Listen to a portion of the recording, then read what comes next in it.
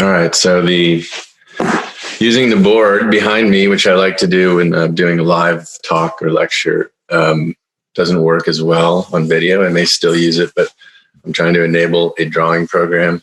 I don't really love the electronic screen drawing programs. So I'm going to be using another camera if I want to draw a diagram or write something down here and see if that works. Where to begin? The spirit. A lot of people might wonder why, what does the spirit or spirituality have to do with psychoanalysis? Why is an Analytica Institute talking about the spirit? People who are interested in this topic may wonder what psychoanalysis has to do with spirituality. But I felt with the event of Easter happening that it was the right time to bring up some aspect of this in these ongoing series. Analytica is a psychoanalytic institute, but we're open to everyone. In fact, this week we're going to be starting up doing more of our internal seminars again, which is for the members. So those who have been members previously or already members or prospective members should be receiving a private email. We're going to be doing more of those and less of these public events. But in the last few weeks, I decided that I wanted to do a number of larger public events just to address the situation that's going on. The virus, the pandemic, the pandemonium, various aspects of it. So, yeah. Okay. Sounds like it's working.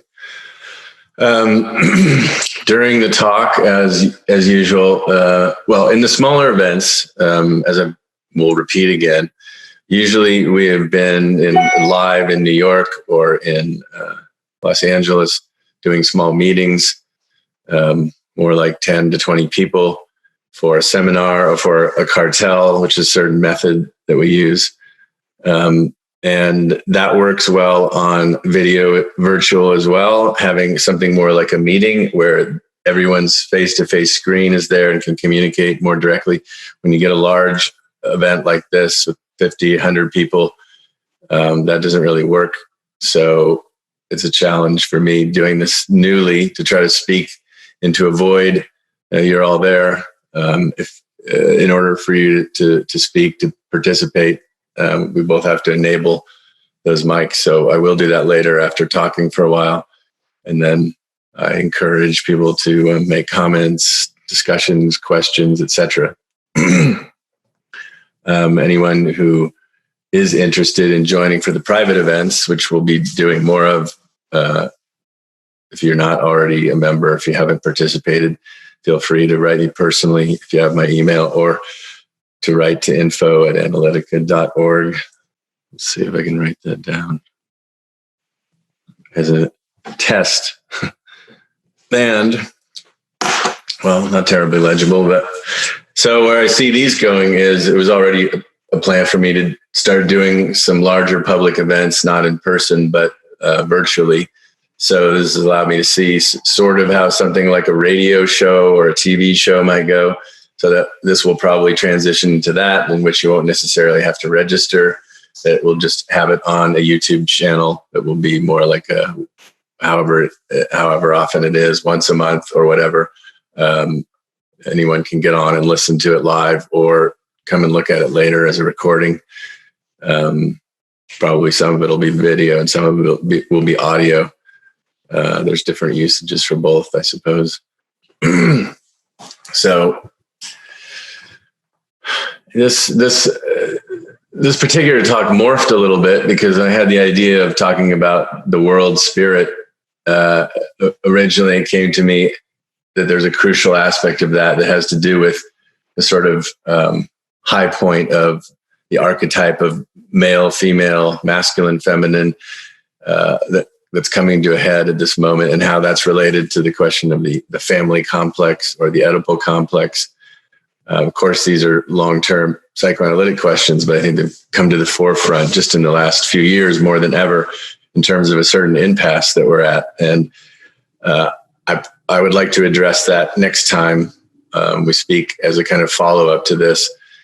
In this case, what's coming to the forefront is the idea of what is Easter, what is resurrection. It seems appropriate for the moment that we're going into. So we're going to talk about resurrection in its different forms, or at least what I'm talking about today is three moments of resurrection. The first being Christ. What is the meaning of Resurrection Day, which is the original term for Easter? And then a second resurrection that I believe has to do with the emergence of the spirit into man and man's culture after the Middle Ages. And then a third death and resurrection that I believe has to do with the current moment. So I will talk about those in time. Just in terms of the, I'll tell a story. So I've been doing these events for a few weeks and getting mostly responses of gratitude. I received one, the administration received one the other day, an angry response. But I'd like to use that as an example of everything that I want to talk about today. So someone who wanted to be taken off of the list wrote saying that the seminars were disconnected, narcissistic, and delusional. So I want to say that I'm grateful because it made me stop and think. And although this person didn't really want to have a real critique, which of course I encourage in every talk I give, and live or personally to write to me. Obviously there's some kind of frustration or anger here in other places, but at least I will engage in the process and reflect on it and say that in actuality, these are three important truths of what we're talking about here. So what does it mean to be disconnected? Well, I think this is the impasse that we're at in today. If we're not able to embrace difference and find a way to integrate it, there's no way we can move on to be resurrected. We're still holding on to the old paradigms, either a universalism or a chaos of difference. So I take a risk. I mean, it's my desire, first of all, it always has been, to pursue multiple fields, multiple perspectives, multiple approaches. For me, that's more scientific. It helps me not fall into one ideological trap. It stimulates each of them more by placing them against each other. And of course, it might create a little dissonance in the process, but if one stays with it, they can always be integrated and translated. I think that this is the paradigm that we're up against the wall with, and we have to find a way to resolve. So let's keep that in mind. So the lectures, my own lectures, a lot of the work at Analytica, they are appearing perhaps of a radically disparate nature. What have we spoken of in recent weeks? Emotional plagues, actual virology, social panic, individual psychoanalytic process. And now we're talking about spirituality and culture. I only ask that you sit with it because the important themes recur again and again, and they'll start to connect each other. So what about narcissism? Well, as I've been trying to speak about in my writings, my lectures in recent times, this is a crucial issue for psychoanalytic field and the culture in general, which I think does not understand this. We only hear narcissism in the negative sense. And granted, there are a small amount of cases where narcissism becomes pathological. But in point of fact, what I've tried to point out is that what we all suffer from mostly is a lack of narcissism, a lack of healthy narcissism, a lack of primary narcissism. This even goes back to Freud. In the process of the subject, well, what is the subject? The subject is the inner part of our being. The subject is the spirit in that sense. Subjectivity is spirit, I'm going to try to argue. And in the development of subjectivity or spirit in early life, we pass through narcissism. It's essential. What does this mean? The larger spirit or drive, depending on how you want to speak about it, in the old sense, the Geist or with the trieb of German philosophy or psychoanalysis, the psyche or the pneuma of the Greeks, for this spirit at large or mind at large to be incorporated and embodied into a developing subject. They must take an image of themselves as the other's body. There's a certain mirroring that goes on in order to create the semblance, the fake, that we have this embodied self or ego. It is not meant to become solid, but if it does not take place as a ground, it's not possible to move forward. Freud describes narcissism as taking pleasure through one's body. In my view, that becomes the first step towards the extension of desire, the refinement of desire beyond the body and beyond narcissism out into the world. But if that first step isn't passed through, and for most of us it isn't, then we can't move forward. So what happens in this case? Instead, the demands of the other, the family, the parent, the culture, the religion, come in too quickly and cause the subject to answer to those demands and construct something artificial, an identity for that other, before being able to channel enough of the healthy narcissism of the spirit or the drive.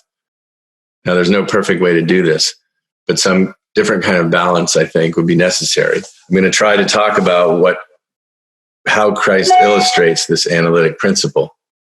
So, essentially, connected to this is the question of the delusion. Freud's great discovery, even though it's not spoken about, is the delusion is preeminent in human experience. What does this mean? The myth of reality, the idea that there is one reality and that we all share it, is what Freud shattered. That we see things through a subjectivity, through a delusion, through a psychic reality. And instead of spending all of our time trying to pretend that doesn't exist or to make everyone's match up with some same reality, we would do better to work through that subjective perspective that we each have differently in the service of coming to a greater reality. In other words, objectivity can only be achieved through subjectivity.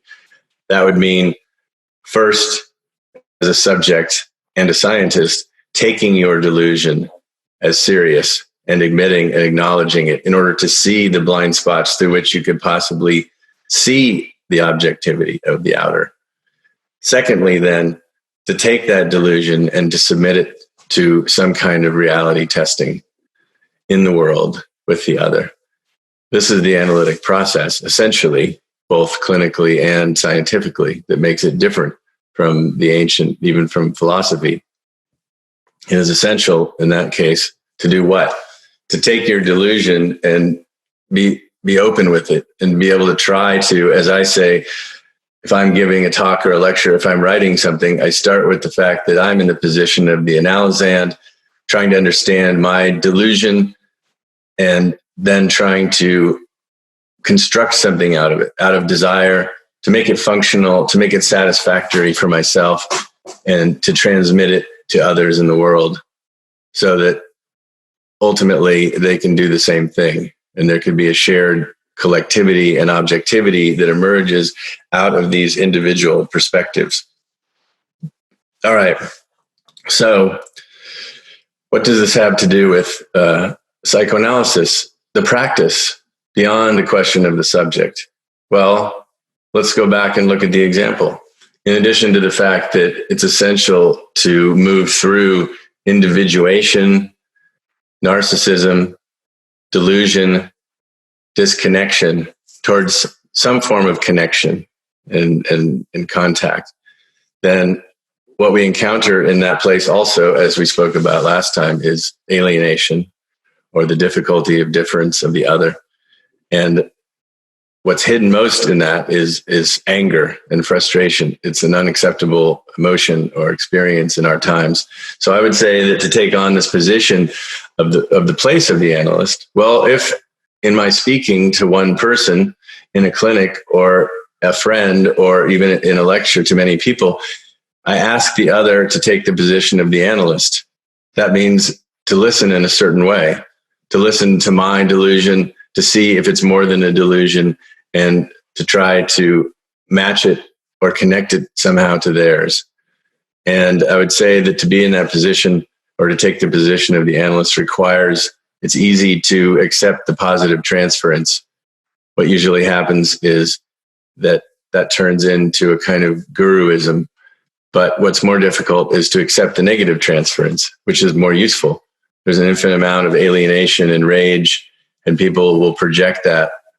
To be able to accept that negative transference was a specialty of Christ, it seemed, at the end. And I think that that's a great meaning of his life and death and resurrection. What is the meaning of the Christ event? Or let's say, to jump ahead, that Rudolf Steiner, for example, the spiritual scientist who developed anthroposophy, was a philosopher who studied the history of philosophy and science up to a certain point and saw the limit point. In an experiential way, he saw the limit point of where complete knowledge, if it retains mastery, cannot go forward. He saw the limit point of Hegel and Kant, and he saw the one person who went beyond that, Nietzsche. He was personally asked to organize Nietzsche's archives by his sister while Nietzsche was still alive in his state of madness. And it had a profound effect on Steiner, who realized that Nietzsche had faced, whereas others would create an ideology, a complete knowledge for themselves in ignorance of its contingency. Nietzsche had actually, for the first time, been someone who had acknowledged and experienced the necessity of contingency in existence and what to do with that. But he did not survive it. For Steiner, that meant that Nietzsche was experiencing the state of the world without any access to the spirit. This is a difficult thing to talk about. But Steiner, who had some contact with the spiritual esoteric teachings that precede psychoanalysis, with the Gnostics, the alchemists, Eastern and Western spiritual practices, he was able to take a different approach to this confrontation. Early on, he wrote a book called Philosophy of Freedom, in which he speaks of this, that it comes up to the point of the philosophy of the absolute free act, the horror of the opportunity and also necessity, responsibility that the human has in making an act of free will or free choice. This is something that Kierkegaard also struggled with towards madness and ultimately chose a path of Christ. But perhaps, again, like Nietzsche, it wasn't one that was his own. It was one still couched in the tradition, in a predecessor, in a father. And I will say that this is a key fact of a key aspect of what Steiner would call the mystical fact of Christ. What is a mystical fact? It seems like a paradox in itself. Steiner had an experience of what Christ's embodiment of spirit was, completely outside of esotericism or outside of religion. Simply the place of the mind and the act in its own absolute free will and choice. So, could we say that the mystical fact of Christ passes through at least 5 different confrontations with the death of tradition or the death of the Father, so to speak? Christ, born without a biological father, first of all. Second of all, gives up the state by rejecting the rules of the Roman colonization of his territory. Third, rejects the father of religion by rejecting his Jewish religion. Fourth, at least in my telling of the story, he goes east to seek out wisdom through philosophy and healing. In the stories, learns to become a healer, a kind of psychotherapist, a kind of physician, the laying on of hands. Even with this, even to the degree that he could heal or raise the dead, even this last event, he rejects. He rejects the wise men and the teachings only because, although important, he realizes that there's a more important message, a more important practice and act to take place, which is the most simple and the most difficult. That is to expose the truth to those around him.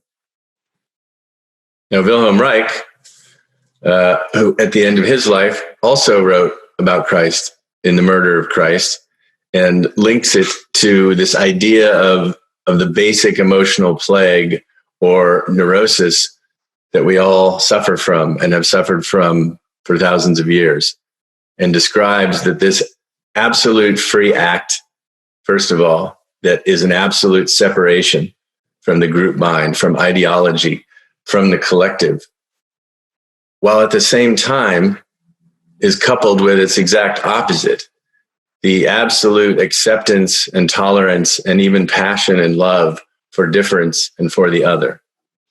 This is somehow the path of Christ that he attempts to pursue. And what happens during this period?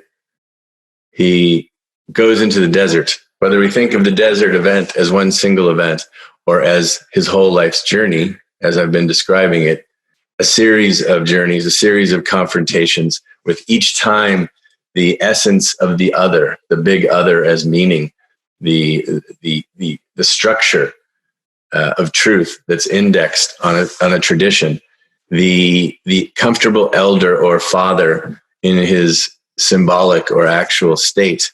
All of these things are confronted and rejected in the service of moving forward. For what? For difference, for creativity, to become co-creative in the process of the world. This is the meaning behind this phrase, the world spirit, as I'm going to try to argue that the act of Christ is an initiation of attempting to, in a sense, defatherize and atheize the spirit, to bring the spirit from the idea of God into man in the world. And so when I say world spirit, I'm speaking of a culture, but I'm speaking of a culture that is infused by spirit. So spirit is no longer stops and is blocked at the door of the church by the fathers and the controllers. In this case, it's preserved. It was preserved. There was spirit, and there was the sacred, and yet it couldn't be infused into the people in general. There remained a hierarchical structure, an order based on knowledge or based on mastery, which is not where we wanted to go. The attempt initiated through Christ and then finally reinitiated in the world at large on a larger scale in the Enlightenment is the attempt to do this. The infusion of spirit into the world spirit of culture took place then from the 1500s onwards until it met with another kind of resistance. So culture without spirit is rotten. As I've said, literally, like cultures rot in a petri dish. It needs to be enlivened with life, with drive, with spirit. So to return to the story of Christ, what happens? What happens at the end? At the end, Christ has one project, which is to speak this simple truth that he believes in, that he's experienced as pain throughout his life, going into the desert to free himself from all programming, all social programming, all previous programming, all fathers. He returns to attempt to spread the message into the world, which of course is met with rage, anger, hate, fear, not only, also with love and joy. There are those on both sides. There are secret followers. There are disciples. There are mostly those who hate and are afraid. And yet we've misunderstood what Christ's act is about, and why I will say that analysis, as ridiculous as it might sound, is the possibility of the imitation of Christ finally getting rid of even more of the religious trappings. Why the religious trappings? Because, well, while maybe a small lineage of the truth of the act of Christ was pursued through the Gnostics, the alchemists, the Rosicrucians, and remained in fragments, for the most part, that part was destroyed or eliminated while Christ was taken back up into the monotheistic patriarchal religions. And this is not necessarily something all evil. Religion means to bind, and there's a certain dialectical process between the spirit, which always individuates and breaks the structure, and the religious binding that seeks to contain it and restructurize it. But the restructurizing, the containment, always takes precedence, or has usually taken precedence, and becomes stagnant. So the binding of Christ into Christianity, and even as Hegel would describe in his psychological, philosophical books, the binding of the Roman state to the Christian religious state is a celebration of the old ways, and at worst, as he would say, a kind of taking Christ back into the victim mentality or the slave morality, as I was speaking about the other day. The wrong reading of Christ is to see him as another victim. For Christ to be willing to act and speak as one believes and take the consequences of that is not the same as the desire to be a martyr or a victim. It is simply to speak and act one's truth. And that does not even mean that one necessarily has to be martyred or destroyed, that one has to follow Gandhi. There could possibly be other ways to incorporate something like a martial arts into this idea of acting and speaking freely as Christ. And of course, we don't have the whole story as it was anyway. So on Good Friday, Christ is resurrected, crucified. It would be nice if he was resurrected by the people, but he was crucified and killed in derision, and supposedly resurrected 2 days later. Now, however you want to see this, even if you want to keep it at the level of myth as a beginning of the story of a form of act, what could the meaning be? Well, one thing that came to me in recent times was imagining this process, and Christ's words on the cross, "Father, why have you forsaken me?" seemed to be a revelation to me of a final and fifth confrontation with the Father. That is, after giving up all of these other predecessors and structures and fathers, in a way, God's silent answer in my mind became, "You've kept a secret part of me inside of yourself. You've secretly kept a fantasy of the Father that you have to now finally get rid of. There's only one choice, and that is to let go of those things outside and above that you think are true and fantasies that protect you, and to take responsibility in the immanence of the real, whether that be void or chaos, is possible for you now and necessary, ultimately, for you, for man, to become responsible for co-creation. And that co-creation on earth, despite its material, substantial nature, cannot exist without something of the spirit. Perhaps I, God, have given you that in the past, or perhaps you used it as a delusion to live by, but that won't work anymore, or it's not working so well. It's not possible to evolve further into this place. So, is that still the place we were at? Is, as Carl Jung, the psychoanalyst, would say, although Christ existed 2,000 years ago and may serve as a model for initiating this process, it only came to fruition now in our times, as he would say, that the greatest organizing principle or theme of our psyches and our culture is that of individuation that Christ represents. The continued individuation, the individuation of culture from culture, of state from state, of the individual from the family and state, the further individuating for the process of acts of freedom and difference and complexity. That in itself is a difficult and unfinished process, and perhaps even more so, what to do with that leads to a kind of chaos or relativism. So perhaps that's the place where Christ ends and we begin. Or it could be that God finishes in his silence and saying, also, you have accomplished this, although you may not know it. You have accomplished the very act which was necessary. And now that initiates a challenge or a possibility for man. It's an opportunity to understand and follow that way, and it does not have to lead to suffering or death necessarily, or madness, but without a doubt, we risk those things along the way. And it is not necessary for it to be contained with any particular religion or mythos, even though a similar story of Christ is told by many of the great figures at the base of many religions. For example, the Buddha in the ox herding pictures, who goes on a similar journey to go to the desert, to leave his programming, to face the void, and then to return. In the Buddhist picture, there's a kind of joyousness in the return and a welcome celebration.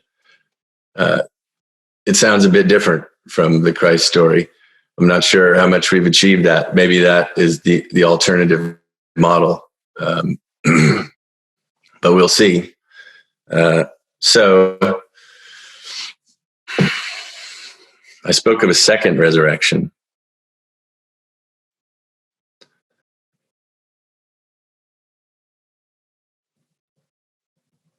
So the binding of Christ goes into Christianity and the Roman Catholic melange for 1,000 years at least.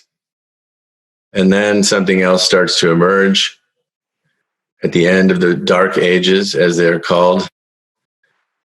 What emerges? Do we know what emerges out of the early Enlightenment? Well, many things emerge. And now I'll try to speak of the world spirit in this difficult way, where spirit is in nothing but man, in humanity. But it's not in man, it's in the inner of man. It's in man's inner creative, reflective nature, but only to the degree that it is shared amongst them. Hence the practice of analysis, not as a better cure. It only begins that way. It begins with the truth of suffering, the real of suffering. But if it doesn't have the trajectory of moving towards this inner truth, this inner desire, which was always there present before the symptom, something that didn't get enough healthy narcissism, where the delusion was not respected and honored by the subject or those around him. It didn't get to pass into the world and be shared, as we talked about the other day. Each person's symptom, each person's madness or delusion is a gift, not just an individual gift to another individual, but a gift from somewhere, a gift from the infinite, from the drive, from the spirit into the outer world. So what would the culture be? What would the world culture be if it came from an inner spirit, from a creativity and a passion? There's no reason to talk about this in any specific esoteric or religious way if we simply look at children in their fundamental state of joy and passion and curiosity as they continually move and run, seemingly never getting tired, and invent new games all of the time. And with very little encouragement, we'll evolve those games and structure those games. Can we tolerate this? If we can't tolerate this, then each of us becomes the compromised or half-dead person that can't tolerate the next generation. How is it that we reverse the cycle, as the Greeks call the anamnesis, the unforgetting? How do we unravel this deviated line that we've gone through, this sin, which means deviation and nothing else, a missing of the mark, not a moral badness, but something to be changed and altered in order to move forward. Okay, so what begins to rise out of the Middle Ages? Individuation. Artisan, entrepreneur, craftsman, creating their own services and products, creating self-chosen collective guilds in order to share their scientific and artistic creativity, perhaps you could say that for all of its darkness, the spirit still is present throughout the dark ages and finally gets to be resurrected, reborn out of a long incubator into this flourishing of individuation, individuals, collectives, creating. That becomes the Enlightenment. But what I'm trying to say is that the Enlightenment is not simply some rational scientific period that a few people created for the world, but that this was something born from the inside of man, humans, men and women, out into the external world. That there were the beginning of the public. It was the beginning of the public. If the Greeks created the republic out of a certain group of individuals who struggled with themselves to reach mastery in knowledge and in the body, and wanted then not to have mastery over others, but to share in equality and create something for everyone who had not yet taken that path to follow. That was the Greek Republic. That was the idea of the philosophers, the original analysts. And logic and science were only used in that service for a development of spirit in a political society of spirit, that type, a spirit of man, not a spirit of pagan gods or a monotheistic father God. So if we can see this spontaneously emerging out of the Middle Ages, this rebirth of the spirit into man, we see the development of the public this time, not the republic, but the public begins to emerge before it can become a republic. It's going to take a long time. The development of pubs, public drinking houses, cafes, coffee houses, salons, all these early journals, writing novels, etc. for the first time, 1500s, 1600s, 1700s, is developing an actual world spirit into the culture of man. Now, in my telling the story, what happens here is that two sides begin to struggle. This continues to happen into the 17, 18, 1900s. The French Revolution, the American Revolution, the political spirit of individuation to share, to protect the absolute liberty of the singular being and the singular act, and yet to share that with others, seems to be infused with the original spirit of Christ. And all of these political revolutions, scientific developments, artistic developments follow along in this same principle. But when they started to be taken over again by a hierarchy, by technicians of knowledge, by masters, we started to lose the world spirit again. So eventually, instead of a free exchange of ideas, certain experts take control of the public spaces, of the media, and begin to guide along their principles. If they have good intentions, the best intentions, this always goes wrong, inevitably, where the desire for power or the temptation to be loved take over, and it's too difficult to allow everyone to speak, to come forward and do and say what they have to do. We don't have a model for this. We keep trying to find it. So I've been trying to say that somehow the stripped down and simple aspects of the analytic method, the analytic listening, the analytic ethics answer very simply to this and should not be falling back into a medical model. Freud didn't want this. He invented psychoanalysis out of an understanding of mind-body connection and a freedom of the subject as patient to follow their own learning and healing journey. But he came to see that only in the larger light of not just transforming medicine, but transforming education and government in this very way. So even up to the 20th century, many movements of art and science in the clinic were still following this principle. While at the same time, the forces of mastery were gaining more and more control, even as some people make light of that Freud's very nephew, Bernays, was the inventor of PR, public relations and advertising, to use the very techniques that Freud had developed to free oneself, individuate from the group mind. to recreate the group mind. Things become very complicated in the 20th century, and it seems come to a head in the 60s and 70s, at least in my view of things, that in the past 40 or 50 years, we reached an impasse. There's a structural impasse where only so many great figures can individuate and create and take center stage, or even bring forward new avant-garde ideas. Before, there's nothing more. There needs to be a process of integration at that point. This would be the end of the 70s. There needs to be a process of what should I call it, horizontalization, where the name even of the individual figure begins to disappear, where the everyman, the exceptional banal or banal exceptional starts to come forward. This preserves the radical difference and individual passion of each for another in a group or a collective, like a band, like a jazz band, each with his own style and expertise, while not necessarily needing to present a hierarchical structure or a competition.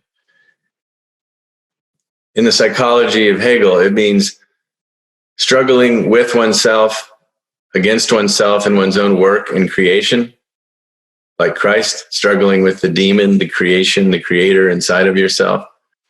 It means not needing to struggle with the other to be victorious in a master-slave competition, or even to the extent that there is a game. For the Greeks, it's a game where difference of expertise is honored, and one struggles against oneself while another struggles against oneself next to them. It's not a zero-sum game where there's a winner and many losers. So this final impasse, which I have likened to what is called postmodernism, or to try to understand what the postmodern is, as I'm saying, relativism, cynicism, nihilism reappearing at this place where there's no possibility of going forward in the same direction, where individuation has to individuate even further into collective moments of difference and reassemblage of some collective or community.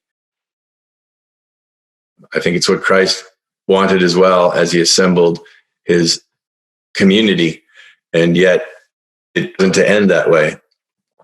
Now, is this finally a possibility for a third resurrection? Is it possible that what's happened over the past 50 years as a pinnacle of a struggle for a few centuries of this second resurrection has led to a third death? And will it lead to a third resurrection? What would that look like? I may have said a few words about that in recent weeks. I don't think I'm going to say too much about it today. I'm hoping to hear from other people, thoughts and comments about this, and questions and discussions. But how can we place this? Well, as I mentioned the other day, it seemed to me in light of all of this that the old world began to end at the end of the 90s, that from 2000 to 2020, from during this period that many cultures said was an end of time, an end of history, that there may have been more truth to that than we thought. If we got to 2000 or 2012 and everything went on as usual, perhaps we were mistaken. In fact, it was never meant to be some great single cataclysm, but a series of radical transformations so subtle that we couldn't see them coming or couldn't see them happening. Things like, obviously the 9/11 and how it changed the idea of security over civil liberty, the coming of a new kind of communication through computers, cell phones, the internet, a kind of interactive, plugged-in nature, which we are more than ever now.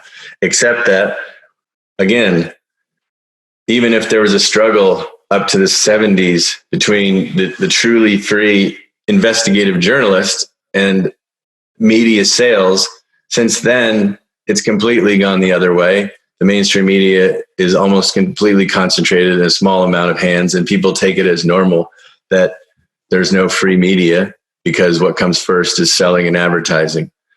And that what started out as a new kind of radical individuation in the internet quickly in the 2000s became taken over by social media in a monolithic way. And again, now we've reached the kind of pinnacle of that, where even the pretense of freedom to speak in those environments is shut down, where if you say anything even remotely problematic to the controllers, they will shut down the medium. So what happens in the event of that? What is it that people are doing at this moment in order to try to come through that? Obviously, there is a radical dispersal of horizontal communication, it seems, as people interact and contact one another through these virtual means. While at the same time, there's the danger that in their boredom and isolation or fear, they reach out to what's on their screen and take it at face value without questioning it. So we're in a complex time. I'll say a few words to summarize these ideas, and then hopefully we can have some discussion. As I said before, analysis was something that Freud wanted to understand spirit, but in his own particular way. He thought all religions were delusions of the type that he didn't want. He was seeking a scientific understanding of mind, and then ultimately a political freedom of the subject to educate himself, govern himself, doctor himself. He didn't want to speak about the spiritual or the esoteric like Jung, his first great follower. But Jung had always been interested in this dimension.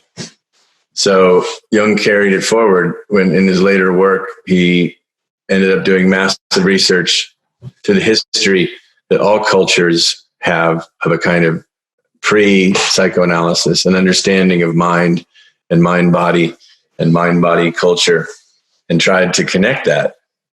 Ultimately, they were on the same page. Freud said at the end of his life that he wished that he had it, to do it over again. He would study the psychic and the occult.